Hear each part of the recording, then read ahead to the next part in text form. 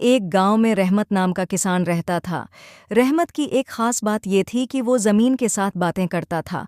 वो हमेशा कहता कि ज़मीन दिल की बात सुनती है और मोहब्बत से जवाब देती है। एक साल रहमत की फसल बहुत ख़राब हो गई। बारिशें कम हुएं और ज़मीन सूखने लगी। गांव के दूसरे किसान अपनी फसलें बचाने की फ़िक्र में परेशान थे, लेकिन रहमत ने हिम्मत नहीं हारी। वो रोज़ सुबह अपने खेत में जाता और ज़मीन से बातें करता। वो कहता, ज़मीन मेरी माँ है, मैं तुम्हें जिंदा रखूंगा। एक दिन रहमत को एक ख्वाब आया।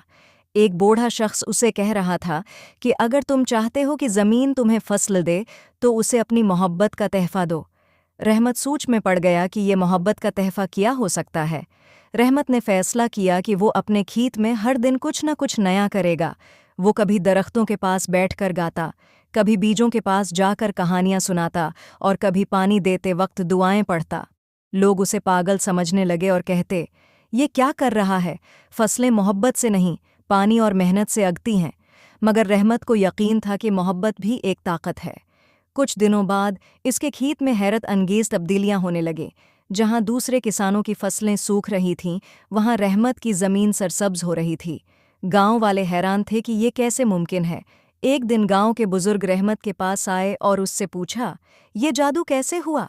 रहमत मुस्कुराया और बोला, मैंने ज़मीन को वो दिया जो उसे चाहिए था, मोहब्बत और उम्मीद। गांव वालों ने रहमत से सीखा कि ज़मीन और फसलों के साथ सिर्फ मेहनत नहीं, बल्कि दिल से जड़ना भी ज़रूरी है। रहमत की कहानी जल्द ही पूरे इलाके में मशहूर हो गई और उसे मोहब्बत का किसान कहा जाने लगा।